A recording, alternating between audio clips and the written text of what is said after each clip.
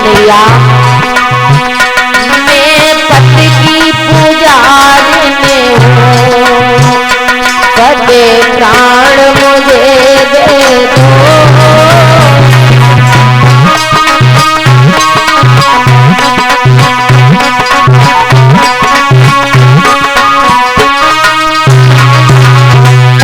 कागलिया बोली प्रभु,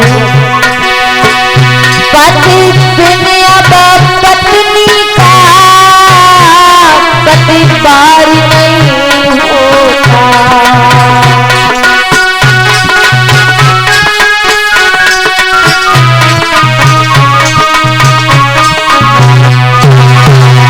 पति बिन अब पत्नी का पति बार नहीं होता। पति बार मांगती हूँ, संगार मांगती हूँ, संगार मुझे दे दो।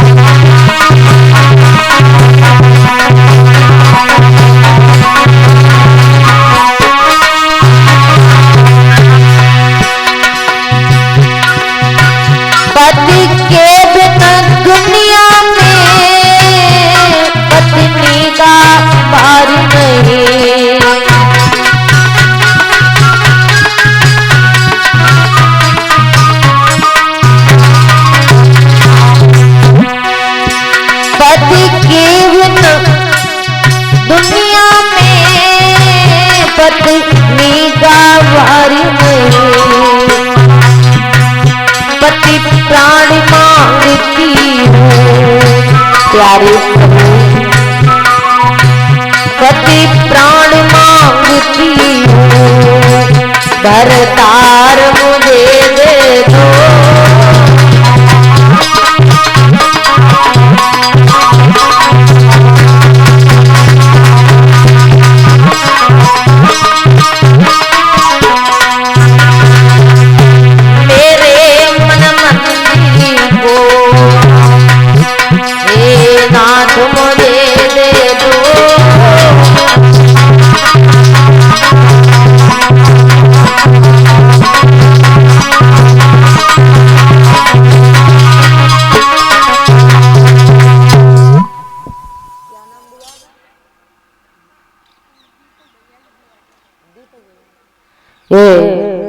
परम सम्मानी दीपक भैया जी की बुआ जी माला से 101 मुद्राओं से और साड़ी से सम्मानित किया है। भगवान से कामना करेंगे बुआ जी के लिए। स्टाफ को भी सम्मानित किया कि आपके हाथ धर्म की टपटते रहे, प्रभु माया के भंडार बढ़ता रहे, राधा रानी का हाथ हमेशा सर पर बना रहे।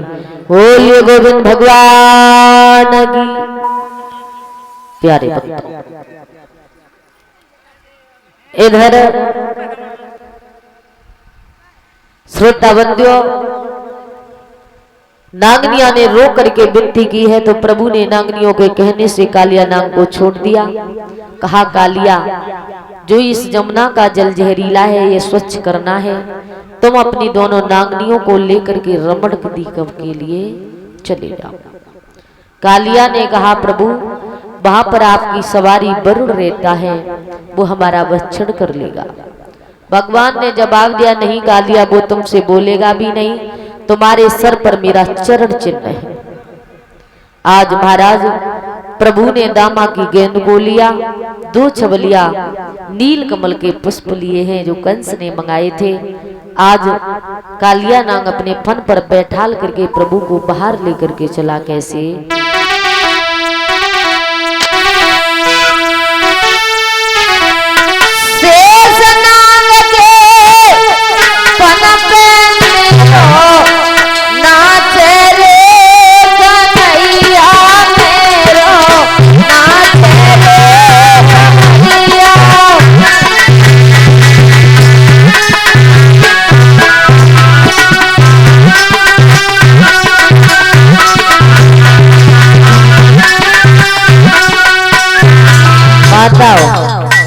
अगर घर में गाना हो तो तुम बहुत नाचती हो और भगवान के दरबार में बधाई डाल लियो तो नाक कटी जाए तुम्हारी हैं।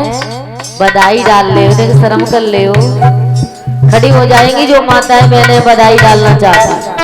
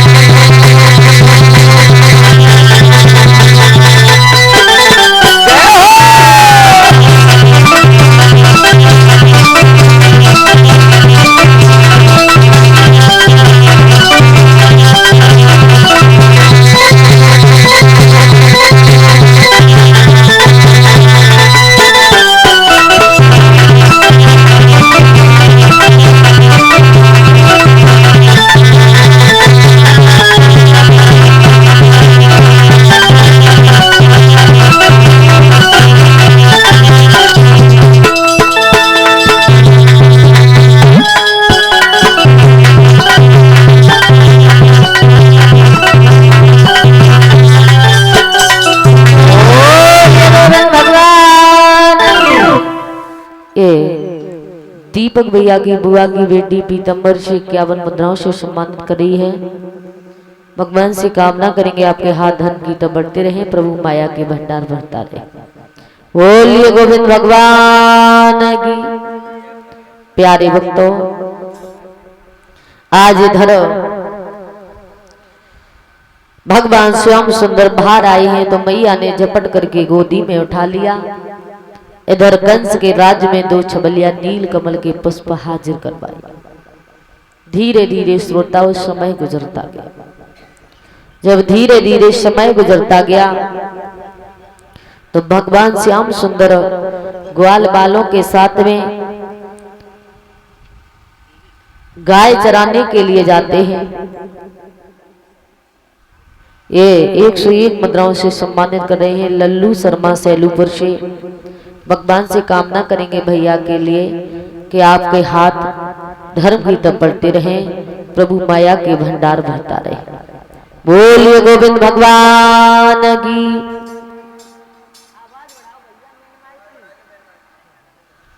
प्यारे भक्तों, भगवान श्याम सुंदर धेन चराने के लिए ग्वाल वालों के साथ जाते हैं।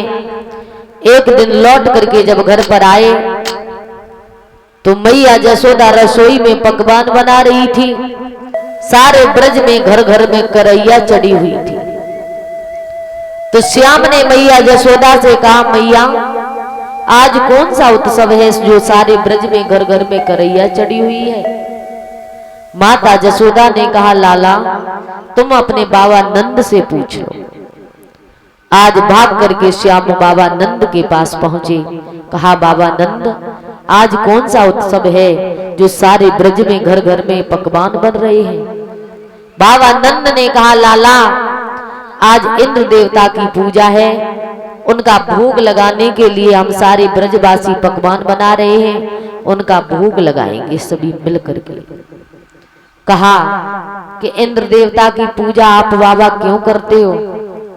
तो बाबा नंद समझाने लगे, कन्हैया जब हम सारे ब्रजवासी मिल करके इंद्र की पूजा करते, उनका भोग लगाते हैं, तो वो प्रसन्न होकर के जल की बारिश करते, जिससे पृथ्वी पर अनाज पैदा होता है, हम और आप ग्रहण करते हैं। श्याम ने कहा, बाबा नंद कभी तुम्हारे इंद्र देवता ने प्रकट होकर के भोग लगाया?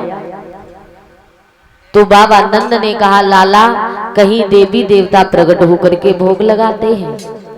कन्हैया ने कहा, ऐसे देवता की पूजा ही करना व्यर्थ का काम है जो प्रकट होकर के भोग ना लगाए। मेरा देवता है बाबा नंद, वो बड़ा सच्चा देव है, वो प्रकट होकर के भोग लगाता है। बाबा नंद ने कहा, कन्हैया तेरे देवता का क्या नाम है? कहा, गोवर्धन। तो महाराज भगवान श्याम सुंदर ने गोवर्धन की पूजा क्यों करवाई? और ये किसके बेटा थे, कहां से आए महाराज परीक्षित? ये आज दिन तक आपको किसी शास्त्री ने आकर के यहाँ नहीं बताया होगा। ये भागवत में नहीं लिखा, एक गर्ग सहता पुराण है। गर्गाचार्य जी ने एक पुस्तक लिखी है गर्ग सहता पुराण, उसमें लिखा है कि ये जो गोवर्धन महाराज हैं ये द्रोणगिरी के बेटा हैं। एक बार द्रोणगिरी के घर पर संत पहुंचे जिनका नाम था पुलस्त्य ऋषि महाराज। जैसे कि आपके घर पर कोई संत आए, जब पुलस्त्य ऋषि महाराज पहुंचे तो द्रोणगिरी ने अपने बेटा गोवर्धन से कहा, लाला तुम्हारे घर पर संत महात्मा आए हैं, तुम इनकी सेवा करो, तुम्हारा दैत्य बनता है सेवा करने का। तो पिता के कहने से गोवर्धन ने द्रोणगिरी की बहुत पूजा की, सेवा की। तो द्रोणगिरी महाराज प्रसन्न होकर के गोवर्धन के पिता आज द्रोणगिरी से कहा है, पुलस्त्य ऋषि महाराज बोले हैं, हे द्रोणगिरी तेरा बालक बड़ा आज्ञाकारी है, इस पुत्र को मुझे दे दे। तो द्रोणगिरी ने कहा, पुलस्त्य ऋषि महाराज हम देने के लिए मना नहीं किए, आप मेरे पुत्र से पूछ लो, यदि मेरा पुत्र तुम्हारे साथ जाने के लिए तैयार हो तो ले जाओ। आज पुलस्त्य ऋषि महाराज ने गोवर्धन से कहा, लाला क्या तू मेरे साथ चलेगा? गोवर्धन ने कहा, बाबा जी चलेंगे, लेकिन मेरी एक शर्त है। कहा, क्या शर्त है? तो गोवर्धन बोले, सुनो पुलस्त्य ऋषि महाराज, एक डग में पैदल नहीं चलूंगा और जहां पर आप उतार करके खड़ा कर दोगे वहां से हिलूंगा नहीं। तो महाराज पुलस्त्य ऋषि महाराज गोवर्धन पर इतने प्रसन्न थे, शर्त को स्वीकार किया, कंधे पर बैठाला लेकर के चल दिए। धीरे धीरे काफी दूर निकलाए। जब ब्रज 84 कोस परिक्रमा में आ गए तो उन्हें लवशंका ने सताया। रुका नहीं गया तो गोवर्धन को उतार करके जमीन पर खड़ा कर दिया। लवशंका की हाथ पैर धुल करके आए, गोवर्धन की बांह पकड़ी है, कहा पुत्र चलिए। तो गोवर्धन ने कहा, महाराज मैंने शर्त की थी कि मैं एक डग पैदल नहीं चलूंगा और जहां उतार करके खड़ा कर दोगे वहां से हिलूंगा नहीं, अब नहीं जा सकते। पुलस्त्य ऋषि महाराज ने सारी ताकत को लगा दिया, लेकिन गोवर्धन को हिला नहीं पाई। जब नहीं हिला पाए तो क्रोध में आकर के पुलस्त्य ऋषि महाराज ने गोवर्धन को श्राप दिया है। कहा, दुष्ट पापी गोवर्धन तू पत्थर की तरह खड़ा है, जा तू पत्थर ही हो जा। दिन दिन तिल तिल रित्ती रित्ती वर घटेगा, जिस दिन समतल में मिल जाएगा उस दिन प्रलय हो जाएगी। तो गोवर्धन परिक्रमा करने के लिए कौन कौन गया? ऊपर हाथ करेंगी माताएं बहनें भाई बंधु। कोई गया? आप गए, बहुत अच्छी बात। जो ये गोवर्धन पर्वत है ये बहुत ऊंचा पर्वत था, ये अब बहुत नीचा हो चुका है महाराज। बहुत सच्चे हैं गोवर्धन महाराज। जिस दिन ये समतल में मिल जाएंगे उस दिन प्रलय हो जाएगी। इन्हें पुलस्त ऋषि महाराज का श्राप लगा है, इसलिए पत्थर बस पड़े हैं। भगवान ने पूजा क्यों करवाई? जब त्रेता युग में रावण सीता को हर के लंका में ले गया तो सारी बांदर सेना उस समुद्र में पुल बना रही थी प्रभु राम लंका में जाने के लिए। तो हनुमान जी महाराज इस गोवर्धन पर्वत को हाथ पर उठा करके पहुंचे, तब तक पुल बन चुका था।